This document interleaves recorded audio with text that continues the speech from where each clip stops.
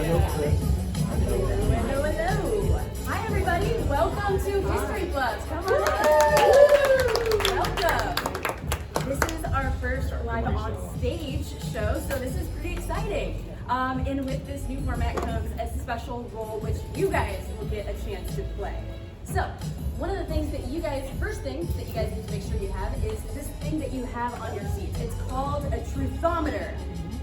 Yes, truthometer. It's not a truthometer. Truthometer is more factually correct. On one side, it says truth. On the other side, it says bluff. I don't think it is. It's not on at all. There we go. Oh, there we go. There we go. Now that you can hear me, everybody pick up your truthometer. Okay, great.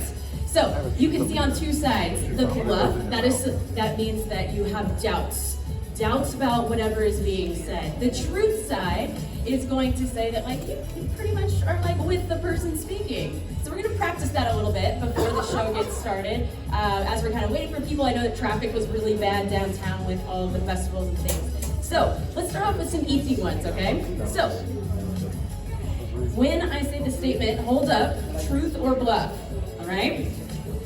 Christopher Columbus sailed the ocean blue in 1492. Truth or bluff? Excellent, excellent. There we go. That one holds water. All right, here is another one. Here's another one. Let's see.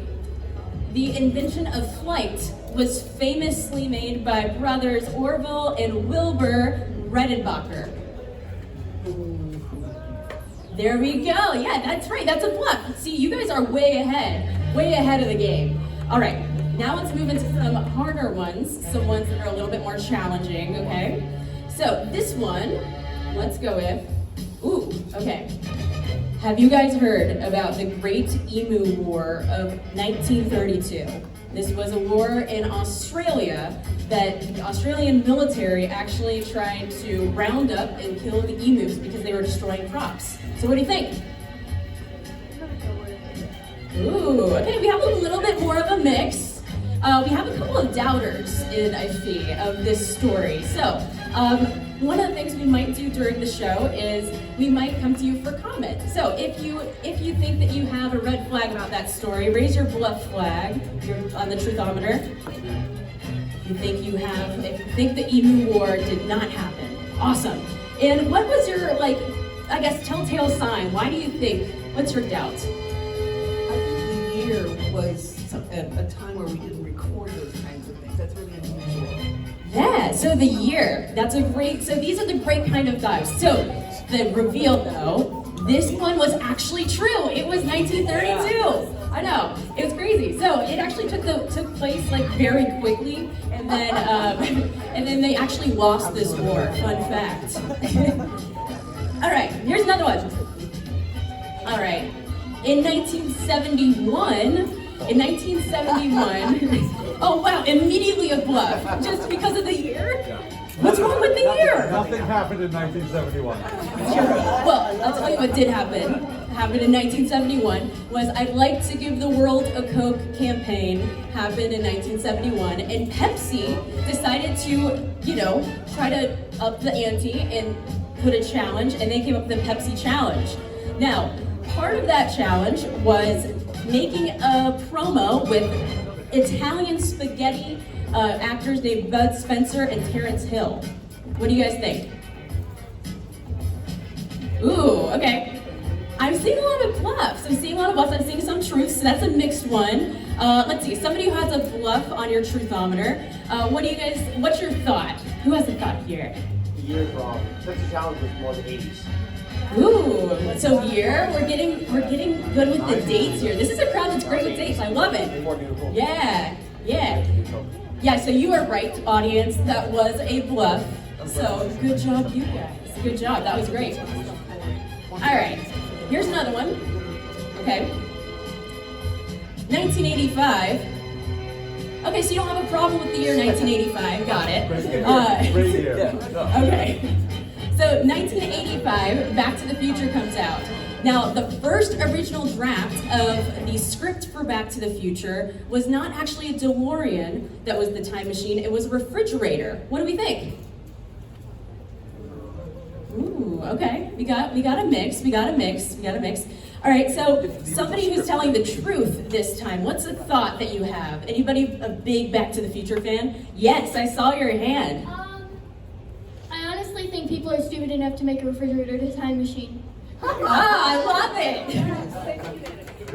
I love it. That's a great reason. So, yes, so that is actually, you are right. It is actually a truth. That was the original draft of the Back to the Future script. So, now we're going to move on to some, these are actually anecdotes from the podcast, which you can follow on YouTube, Twitch, and Instagram to follow History Bluffs. And it streams on YouTube and Twitch and on Facebook at 7:30 on Wednesdays. So we'll see who the fans are here. Let's see, this one. There was a grad night in 1976, and grad night, if you grew up in this area, you probably know that's when graduating seniors get to have control of the theme parks, essentially. They're kind of released into the theme parks for a night of kind of partying around the theme park. Now, in 1976, this one night, this one school forgot to get a head count, and this happened in California, and they left 5 students overnight at the San Diego Zoo. What do we think? This is 1976. Okay, we have a lot of truth on here. Okay. This was actually a bluff. I know. This was a bluff. Yes. Okay. Here is another one. Wait. What was the reason it was a bluff? Like, it didn't happen at all? No, did not happen at all. Oh my gosh. Okay, cool. Yeah. Grad night is real, though. I went. It was great. Grad night is a real thing. Yeah, I thought grad night was on. Hey, yeah. There you go. Here is another one. This is also taken from an episode of the podcast that you can listen to. This one, let's go with Russian nesting dolls. They are not actually from Russia. They are actually from Finland. And if you don't know what Russian nesting dolls are, those are the little dolls that as you open them, they get smaller and smaller and smaller.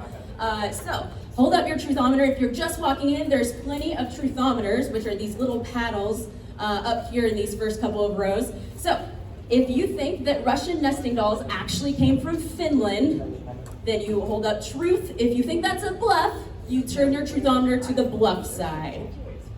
All right, let's see, I see truth. I see a couple of bluffs. Okay, the bluffs are correct. It is actually, they're also known as babushka dolls. That is a fun fact as well. All right. So, we are getting closer to the start of the show, and so one of the other important role that you guys have is the ability to cheer on our historians. So, to cheer on a historian, I want you to start by just making a clap that's like a scholarly clap. Like, oh, good job. Nice information. Good research, quality research. Great job. That's a very scholarly clap. I love it. Now let's say like, oh, that is interesting. You can even make an audible noise. So, a little bit louder, Yes, there we go. I love it. Okay, now let's say that they just really blow your mind with their anecdote, with their story. Then I want you to clap and cheer like crazy.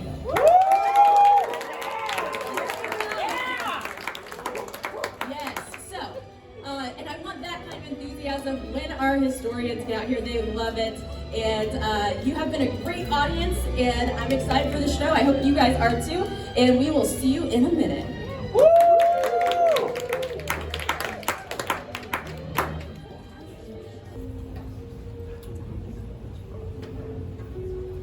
Hi, my name's Adri, and I'm going to teach you why you should never betray your friends. Hi, I'm Chris. I'm going to tell you how a silk handkerchief on a castle floor led to a murder, an excommunication, and an accidental drowning. Hi, I'm Gina, and I'm going to tell you a story that's not too long. And it's not too short. It's just about medium. What do all these things have to do with the word vendetta? Find out in this episode of History Bluffs.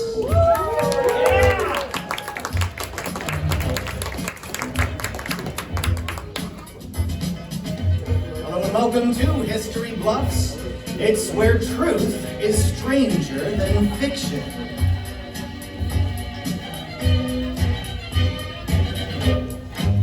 Now everybody put your hands together for your host. It's Alan. Hello! Welcome to History Bluffs. Welcome to our first ever in-person show. Thank you. We're making history. Yes, you are making history. We do normally broadcast live on a variety of streaming services, YouTube, Twitch, even Facebook. So please check them out. We'll show you the QR code once again later on if you don't already know. Oh, it's on the paddle. It's on the votometer. Oh, you've got it on the Truthometer. Yes. It's a truthometer. Truthometer. Just to be clear. Yes, these are our new inventions, the Truthometer, where you, the audience, will get an opportunity to interact with our show right now. But you've heard that sultry voice earlier on, our disembodied Tech Adam. Let's say hi to Tech Adam. Don't forget, we also have Melissa in the audience. You met Melissa. Let's hear for Melissa.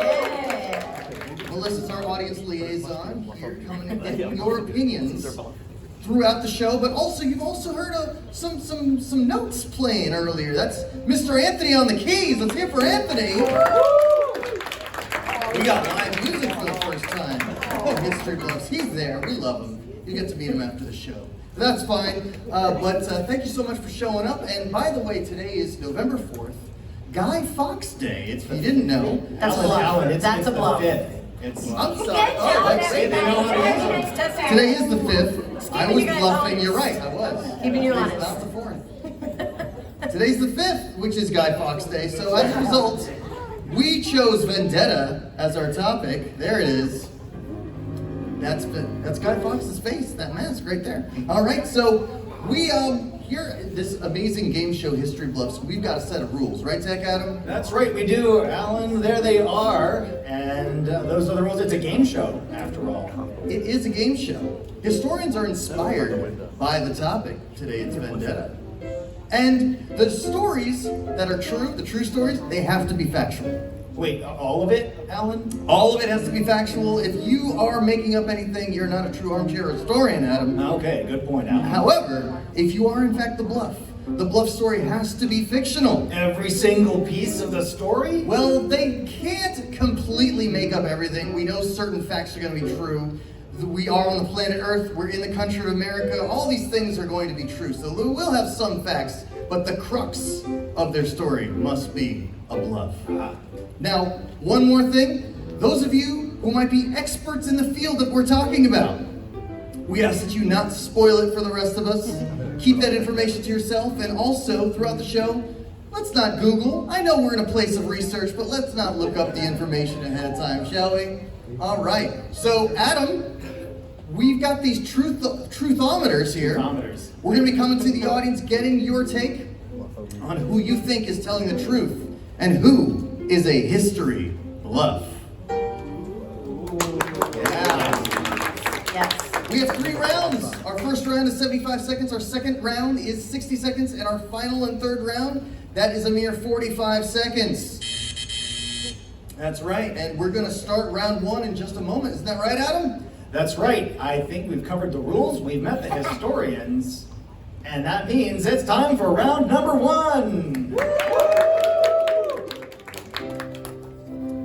Fantastic. Let's bring in our first historian. Let's get a big round of applause for Ms. Adri, everyone. Thank you, guys. Thank you. All right, Adri, your round begins now.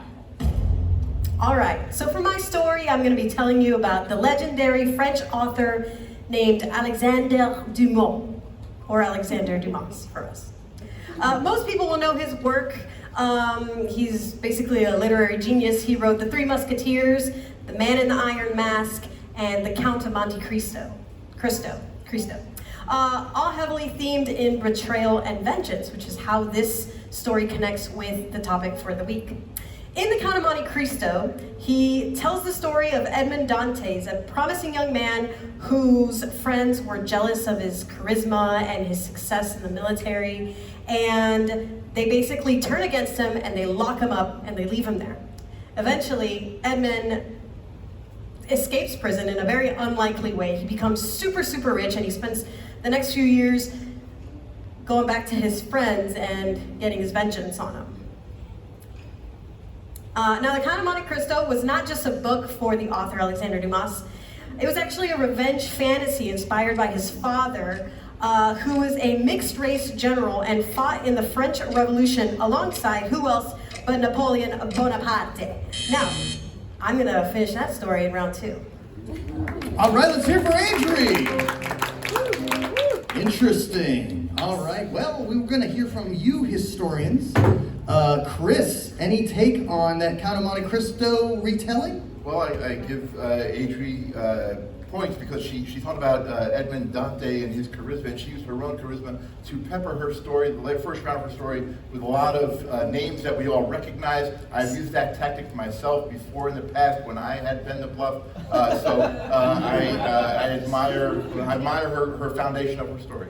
Oh, interesting. And Gina, what's your take? Well, I would like to remind all of you that there is a point where, everybody's going to try to trick you. And I don't know if you remember the beginning of her story, but she said like some things with some fancy accents and dialects. And make no mistake, she speaks Spanish, but not French. And so Correction. Oh, I'm on day 900 Somebody of hold French up the on bluff. Duolingo, so... But nonetheless, she tried to go, oh, hey guys, that's wah wah wah. And it's like, I'm telling you, this is how she tricks you, and don't let it happen. Listen, the charisma has no limits. Okay? All right, fair enough. Well, it's also fair that we move on to our next historian. We're gonna have Chris take the podium. Let's give Chris a round of applause. Yeah! Chris, your 75 seconds begins with a cannon shot. All right, thank you very much. So, in the 1500s, the Catholic Church held enormous power, wealth, and influence across Europe, owning land in every single country, supervising the work of local priests, and being heavily involved in politics at all levels. King Henry VIII in England was immensely jealous of the Church's power. Unable to have a male child with his wife, Catherine of Aragon of Spain, he became interested in one of her ladies-in-waiting, Anne Boleyn. But Anne was already set up to be married, and divorce at that time was illegal. So Henry asked the Pope, Pope Pius, for a divorce from Catherine so he could marry Anne. The Pope dispatched one of his top aides to London, Cardinal Richelieu Ferdinand, who was Spanish and also close to King Marcos of Spain. Marcos happened to be related to Catherine of Aragon. The Spanish king and the cardinal wanted to protect Spain's honor since they were both Spanish, and they conspired to convince the Pope to say no to the divorce. There is speculation they think the Pope was probably leaning in that direction anyway, but the Spanish king and the cardinal wanted to make sure that he said no. In the next round, we'll find out how a silk handkerchief changed everything. Wow, let's hear for Chris. Interesting. Wow. Adri, what's your take there? We've got Anne Boleyn, we've got King Henry VIII, a whole bunch of royalty. What do you say? Yeah, all of it. A lot of Why don't you names. say some fun languages? Oh, okay. Pope Pius sounds a lot like papaya, which I think comes from Spain. So, yeah. Okay, Pius. That's what I got. Papaya? I don't know. Well, fortunately, that's not your topic, so we don't know if you're bluffing or not on that little factoid. Gina, what do you say? Hola, mi story es verdad. Okay, so I just would like to say that Chris, I like that he threw in all of those names, and I don't know about you guys, but I got a little lost, and I think that's his tactic. So Yeah. I'm just letting you know. Also, watch for all of their tactics. Yes, I'm done. that is a tactic. Watch for the tactics indeed. We're going to watch your tactics, Gina, as you take the podium for your round one story. Let's hear for Gina, everyone. 75 seconds starts with a shot. So everybody knows Harry Houdini. He was famous for all of his illusions and his close-up magic. But I don't know if you know how he started. He was born in 1874 in Budapest. He was born as Eric Weiss. And all of his family, the fathers in his family, they were rabbis. But he wanted to go into showbiz, so he did not want to be a rabbi. They actually moved to Wisconsin, and on the way, a few of his brothers had passed. So in addition to wanting to be in show business, he actually really had this this obsession with reincarnation and what happens to you after the beyond, right?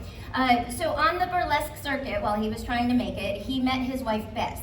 Bess was also, she had had a little bit of sorrow in her life, and so she was also obsessed with the same types of things, reincarnation and those types of things. So they actually developed a cute little secret couple code so that like when she died or he died, whoever died first, they would come back and they would give the code to each other just to make sure that they were not being hoaxed. So he started, actually the two of them developed a psychic medium seance type of a thing. And so they actually toured the country. But then Houdini felt a little bit bad because he felt like he was taking advantage of people. So they stopped and they developed a magic show instead. And I'll tell you more in just a second. Nice! Thank you, Gina. We're gonna get the opinions of the rest of the historians right now. So Adri, what do you think? Well, I find it shocking, to say the least, that Miss Cleo over here would say that anyone would move from Europe to Wisconsin. I rest my case. I am the Long Island medium, thank you. Yes, someone named Bessie, Wisconsin. Are there cows involved? We don't know. Chris, what do you say? Well, she said everyone knows Harry Houdini. My friend Abby's out here, there she is. Abby's 6 years old. Abby doesn't know who Henry Houdini is, just saying for the fact. I apologize, Abby. I apologize. Even 7-year-olds know who Harry Houdini is. I'm doubly wrong. Anyway, I'm a huge fan of alliteration, and I love the Hungarian Harry Houdini, and that he was from Budapest, and he met from burlesque Best. So kudos on that. But then, she lost me with the cute little secret couple code that they died together. That's not cute. Fair. It's not very cute. It's not very cute. But also, I would like to say, if cows were involved, Houdini would have made them disappear. That would be fun. Well, you know what else is fun is we're going to take the temperature of our audience. We want to see what you guys think. At this point, it's early on, it's round one, but let's hold up our signs what your opinion is currently for Adri's story. Okay, all right. That's all over the board. That's all over the board. It's even keel here, all right. What about Chris? Oh, also. It's funny. Most people just switched votes. Oh, wait a second. Wait, we're being pretty truthful on this side of the crowd. I like the person holding theirs straight. Just a select few. I'm not sure yet. She's not sold yet. All right, and what about Gina's story? Whoa! Wow. A lot of confidence in Gina's. Just a few skeptics, but a lot of people believe in your story here, Gina. That's interesting. Well, Adam, we've exhausted our entire group of historians for round one. We sure have, Alan. That can only mean one thing. We're going to go on to round number 2. That's right, round number 2, where the points are doubled because we had 0 to begin with. And we're going to bring out our next historian, that's Mr. Chris. And Chris is going to remind us of that story involving Henry VIII, Anne Boleyn, and whomever. Let's give him another round of applause, everyone. Yeah. All right, thank you very much. There it is. So when Cardinal Ferdinand arrived in London, Henry hosted a 3-day feast to distract him from the negotiations about a potential divorce. During the festivities, the Cardinal saw a silk lady's handkerchief on the floor outside of Henry's chamber, and he knew from the coloring that it was not Queen Catherine's. Ferdinand immediately dispatched a messenger to tell the Pope that Henry was cheating. Henry found out about the messenger, and he was furious. That night, he had Ferdinand poisoned. When the Pope learned that his top aide was murdered and Henry was cheating, he excommunicated Henry. As further punishment, the Pope excommunicated all of Henry's subjects, hoping that they would turn and revolt against their own king. Meanwhile, King Marcos of Spain, who you remember was related to Catherine of Aragon, supporting the church, he retaliated with an invasion of England, and a brutal 100-day war ensued with heavy losses on both sides. In the next round, we'll find out how Henry gets his revenge. Let's hear it for Chris. Woo! Right. Whoa, some intrigue there. Henry VIII, a pope, a cardinal. It's like the beginning of a joke. What do you say, They have to Audrey? walk into a bar. Yes. Adrian, what do you think? Well, I think monarchy, cheating, being poisoned. I think Chris binged The Crown this past weekend and just threw that all together and added a pope and a cardinal and a whoosy-whatsy 3-day feast, and here we go. It makes sense. It makes sense. I'm not behind it. Capitalize on people not knowing their history, not knowing the escapades of Henry VIII. All right. Well, what about you, Gina? What do you think? Well, I first would like to let you know that I'm related to Catherine of Aragon. Okay. I didn't know that was. I did not know that you were related to her. You see? Well, assuming that all of her children were hers. Well, I guess they probably have to be. Okay. Who was the mother? Yes, true. So, I actually disagree with Adri, and I believe that Chris actually got his story from Only Murders in the Building this season because they had a scarf and that was what they used to find the killer. So I feel like he did binge watch something this weekend to get his bluff, did he not? Yeah? Everybody, Melissa, why don't you see what they think? Yeah? Yeah, let's see. I actually saw a couple of signs go up, a couple truthometers when you talked about your relation, actually. Which I was like, oh, I see a sign here. What do you think? You think truth? Yeah? Yeah. What else? What else do we think about the story? Oh, I see a We've got sign an over opinion. here. Got an opinion? All right, sir, just give her one moment. She's got to traverse the land of truth. It's too detailed. Whenever there's a good lie, you have to have details in there. There's way too many. There you hear it. That makes sense. All right, that makes sense. Well, you know what? We want to make some sense of our next historian. We're going to bring out Adri here. Adri, we're going to come on down. Your round 2 is going to begin once we hear that big old cannon shot. All right, so I left off with Napoleon Bonaparte in there. He is the guy who would ultimately betray Alexander Dumas. Alexander Dumas's father, who was also named Alexander Dumas. So for the remainder of the story, I'm going to refer to him as Senior and the writer as Alexander Dumas. So just to clarify that. Now, Edward Dante's betrayal bears a startling resemblance to the real-life story that inspired the tale of Monte Cristo.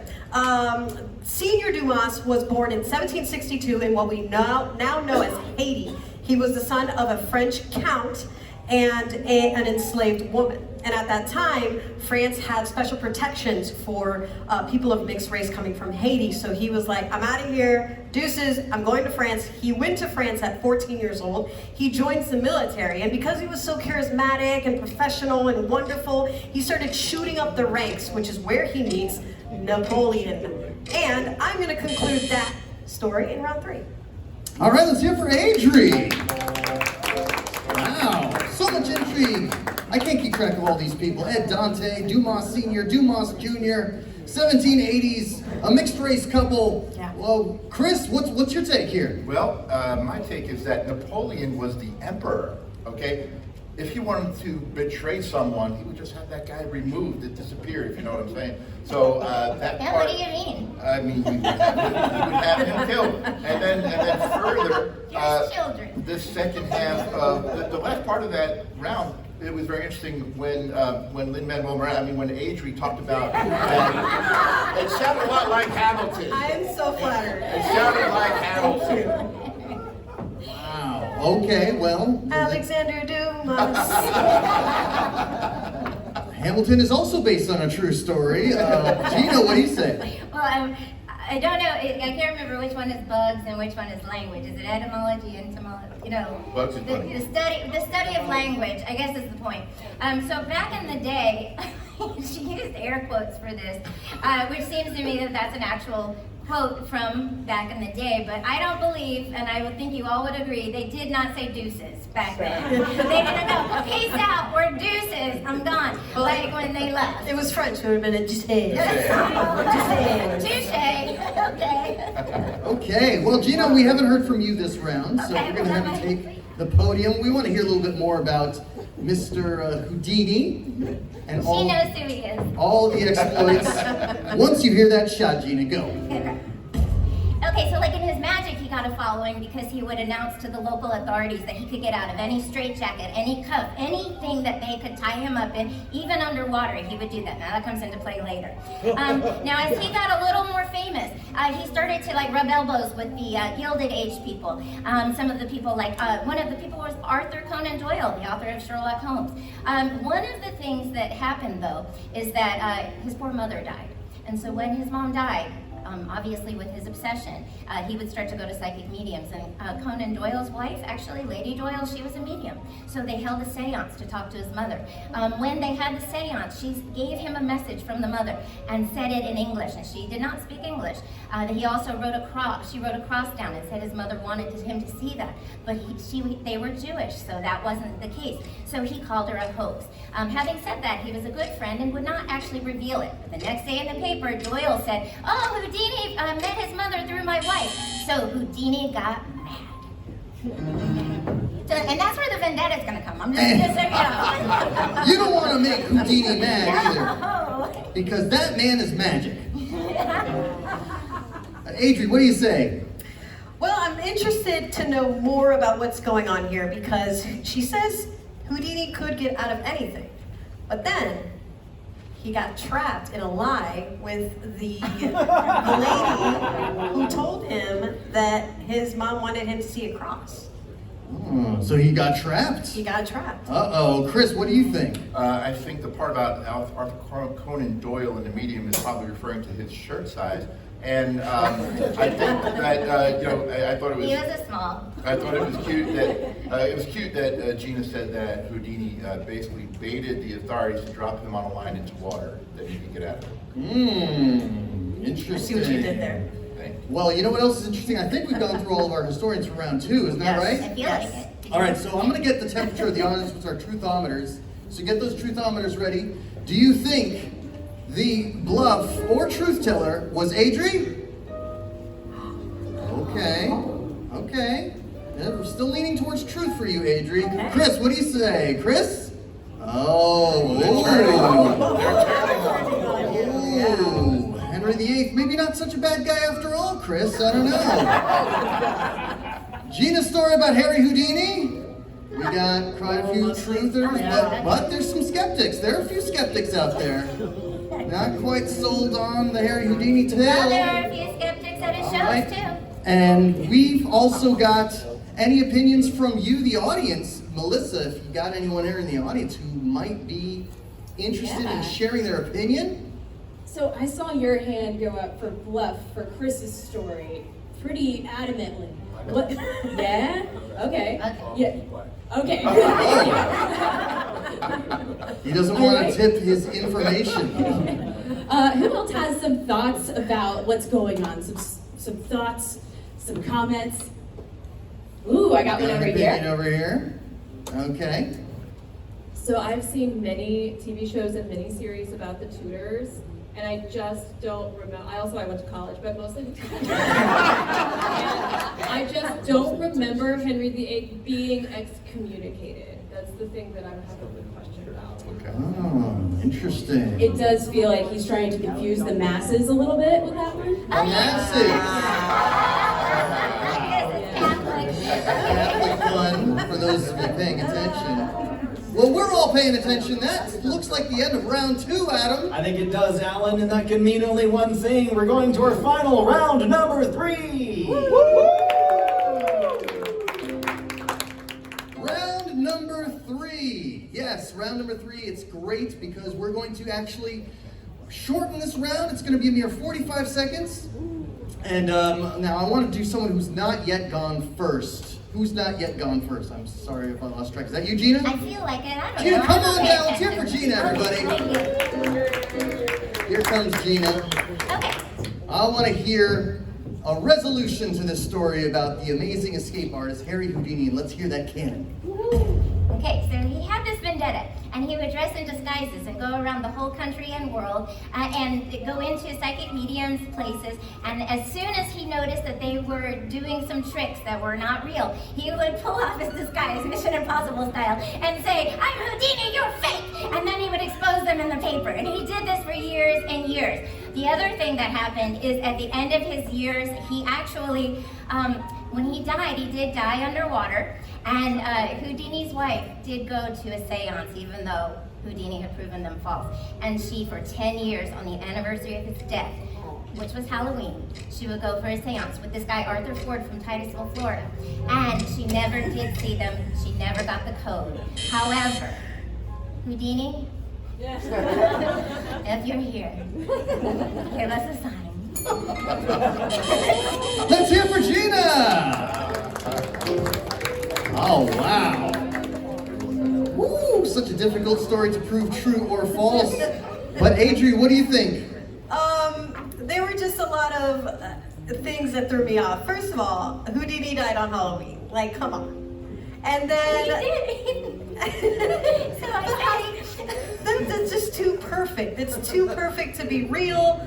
You know, I apologize if I'm not like a Houdini expert, but it just seems, like too good to be true. Interesting. Well, we have the author of Sherlock Holmes at the bottom of this mystery. What do you think, Chris? Yeah, I'm skeptical as well because he just, especially he just went around to all these places where they were doing mediums, and it sounded like he started the not the National Enquirer, but the other one where they expose all these people. He started that. Cheaters. Cheaters, yeah. and then, but what happened to Houdini's wife? She just disregarded the code. They had a pact. No, she didn't. She The kept code going. never happened. You want to know what the code was? Yeah. It Sure. was the word believe, but in their code that they developed in their show, which was very complicated. But anyway. Believe. Oh, well, that's Very complicated code, just like Gina's story. Oh! I walked right into that one. Well, we're going to move on to our next story here. Our historian, Adri, come on down to the podium. We're going to wrap up your story in our final third round. And we want to hear a little bit more about the Count of Monte Cristo's author and all of the happenings once we hear that boom. All right, so Senior started working his way up the military pack. He did absolutely wonderful, and Napoleon got jealous.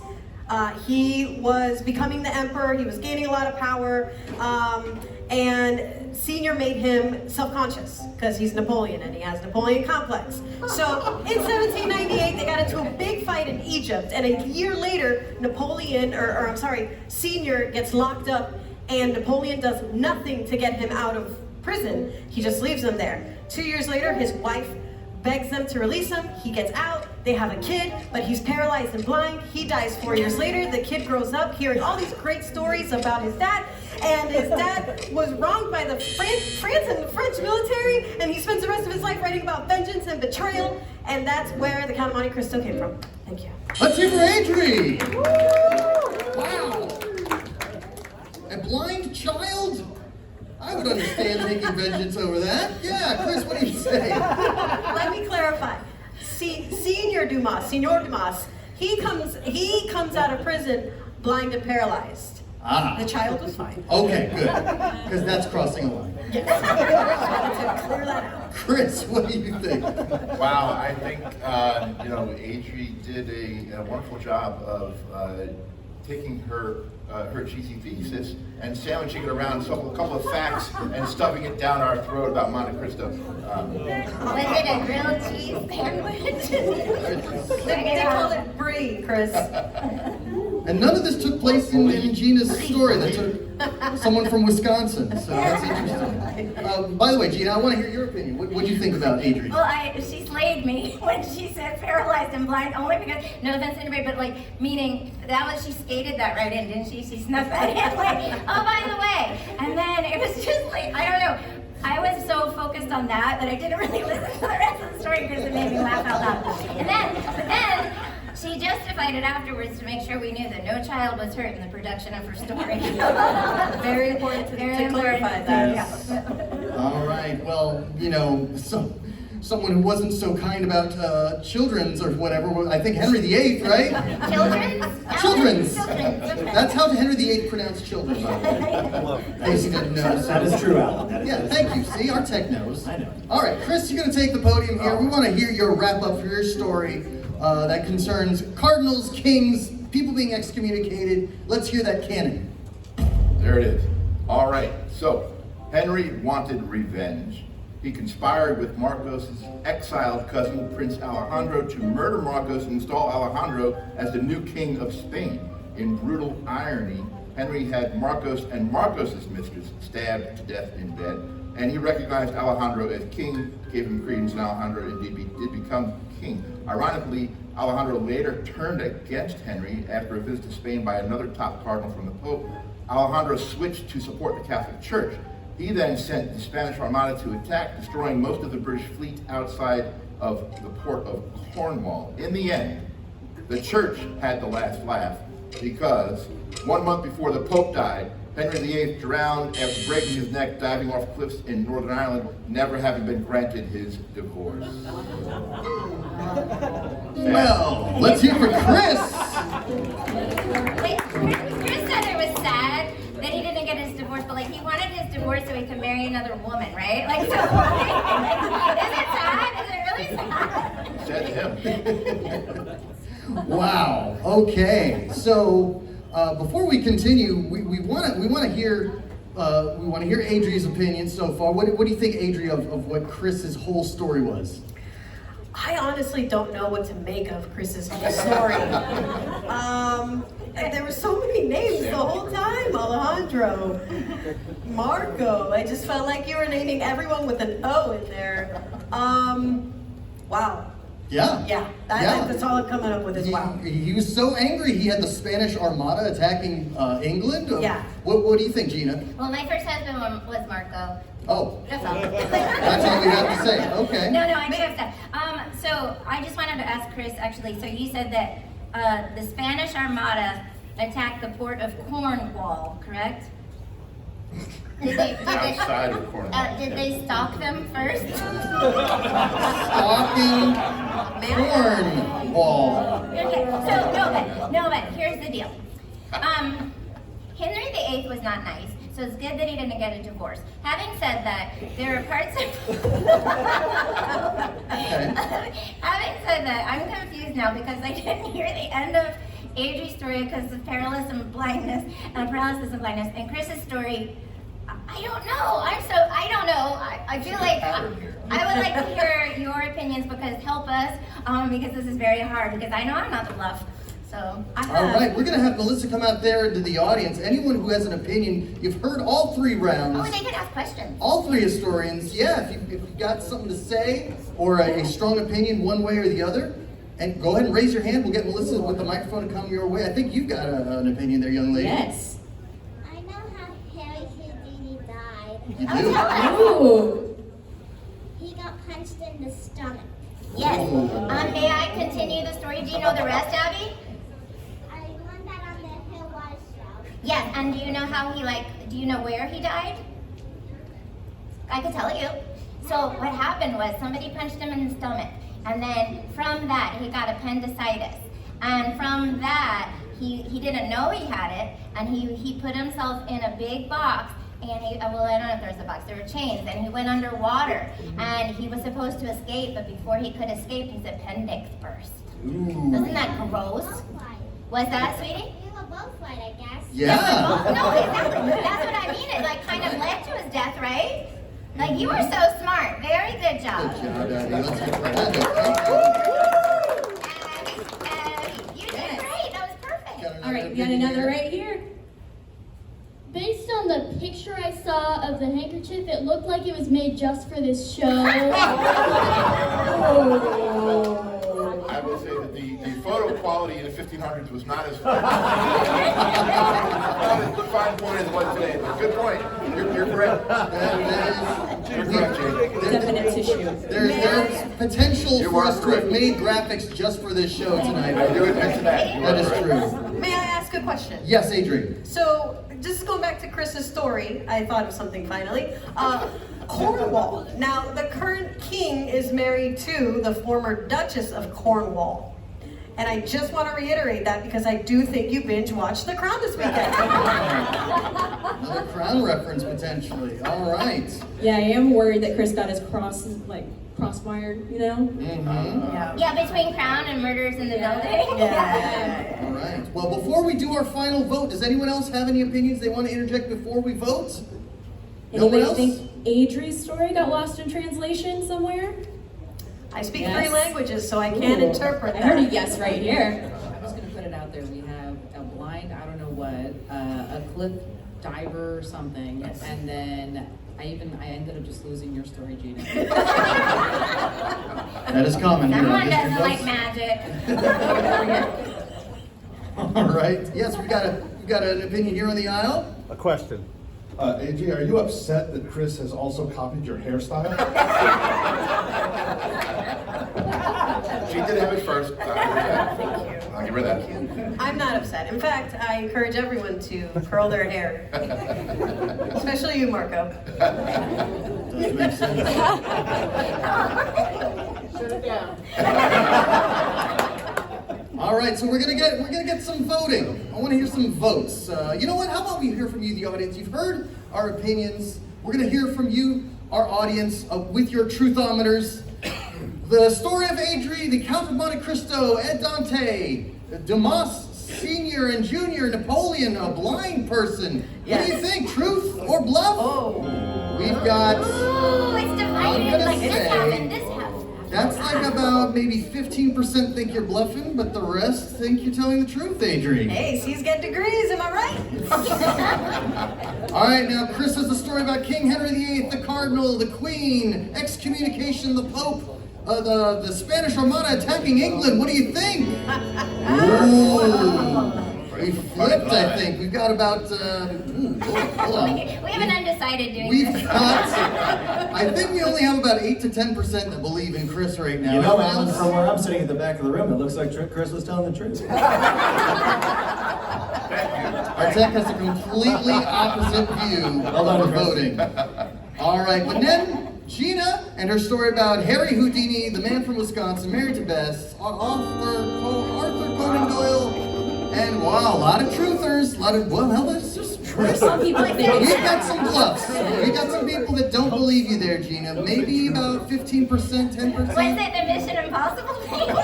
Maybe. Don't say truth. That's a different Peeled off the mask to reveal. Houdini.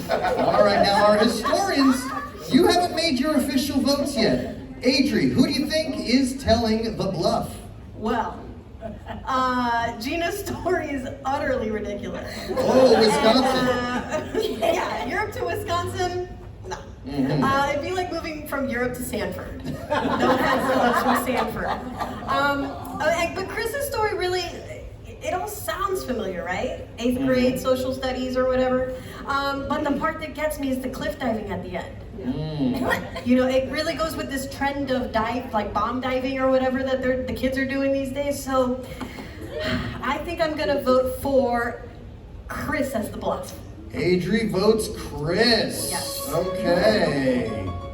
Chris, you've got a vote against you. I want to Okay. hear what your opinion is. Well, I thought it was interesting that Adri had right out of the gate through all the different Alexander Dumas books, the ones that he's most well known for us, and then immediately after that, the story became about Napoleon and Dumas' father, and we hardly heard about Dumas until the very, very end. Again, kind of throwing him back in there at the end. So that was an interesting technique. And then Gina's story, wow, trying to follow that, and but again, the Hungarian Harry Houdini and his burlesque Bess from Budapest. I love alliteration. So this is a tough one. I'm going to say I think Gina is bluffing. Ooh. You don't like Houdini? I like Houdini. I don't like her version of his story. Wow. So far, we've got a vote for Chris, a vote for Gina. No votes for Adri. Gina, what do you think? Well, I would like to point out that alliteration is also a tactic that people might use to bluff. Well, this is a little difficult for me because Adri, I have read his stories and love them, and they are full of all of those things, and I can believe that perhaps he was inspired by some real life events. I gobbled the Tudors up, and I cannot, but it was a long time ago. I turned 53 today. Your memory, you go like, oh wait a minute, that sounds good, and that sounds like good, and then that, I know, it's Guy Fawkes Day, it's great. So I'm gonna go, I really am gonna, this is, I think it's Kristen a little bit, but I think it's Adri more, so my vote goes for Adri. Wow. Yeah. You don't I know like it's not me, I know Alexander that for Dumont? sure. So what we have is a three-way tie, which means Wait, what? it's a three-way I can tie. change it. Well, Ellen, does the audience break the tie? Who did the audience? Well, I'm just going to say that at some point, one historian's right. We know that the bluff will not get away scot-free. That's true. But I also do want to hear from the audience. They've already cast their votes earlier, but I'm going to get their opinions one more time because they heard the final vote. Is it Adri? Well, we got still. Some people change. It's like a 1080 now. Now I'm only seeing about 4 or 5 votes against Adri.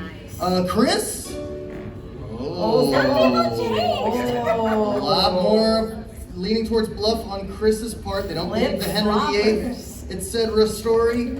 Gina with Harry Houdini. And flip too. You guys are like. Not everyone's sold, but most people do think that it is Gina's telling the truth here. So looks like Chris is leading for the bluff as far as the audience is concerned, which also means that the audience is mostly agreeing with Adri's vote. Smart people. All right. So, Adam, I think it's that time of the show. What, you don't know who the bluff is? I don't know who the bluff is, but our tech, Adam, does. That's right, I alone have the information. Behold, the reveal is upon us. Was your bluff Adri, or Chris, or Gina? Was it them? Will the bluff please stand? It was Chris. That means most of you in the audience got it right. That means Adri also got it right. And ultimately, you all got it right for coming out and watching us perform History Bluff. So thank you so much for having us. And we'll see you online. Have a good day. Check us out on YouTube. We are History Bluffs. YouTube, Twitch. Follow us on Instagram. We're occasionally funny there. And hang out if you like and ask the historians more insight on their story. And thank you to the Melrose Center and Orange County Library. Yes, Mark thank and you. Ryan. Thank you so much. And Anthony, Alyssa. Thank you, Riley, out there. And Alyssa. We'll stick around if anybody has questions. What's up? Yeah, no, I wanted to ask because one part was black because I know that he divorced from his wife and Yes. I know that the king divorced from his wife and he was excommunicated. So what part was the lie? The Invincible Armada? Yes, so the question was what part of my story was blessed. So the first part where Henry was trying to get a divorce from Anne Boleyn, that actually was true, but then pretty much everything else was false. The Spanish Armada actually lost to the British fleet, but it was not during that time period. Yep, right, it was during Elizabeth's reign, and Charlie. That's where the Church of England comes from, isn't That's it? where the Church of England comes, right. But Elizabeth, he did actually get excommunicated, and he after he started the Church of England, when he couldn't get a divorce, so he said, all right, thank you, Catholic Church, for all you've done, but I'm starting my own thing that I'm the head of. Because he married 5 times. Six. Yeah. And how many? 5 divorces. Right. Yes, it inspired a musical, exactly. I watched the music. And he was a big sportsman, but he did not die diving in Ireland. Right. How did he die? I don't even remember.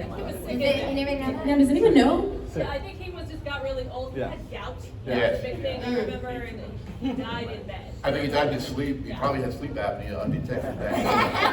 He only had a CPAP machine.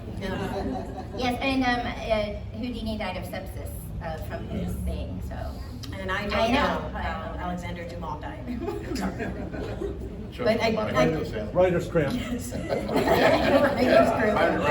Zip me in. Too much powdered sugar. You got any other more questions before we go? That's it? I have one. Did you all enjoy the show? Yes, you know. Fantastic. Thank you, guys. We'll be going to the Kells if anybody would like to join us. Come celebrate if you want. If you want to go home, enjoy your day. And if you want to like and follow us, the QR code on your Truthometer will lead you to where you need to be. Take care.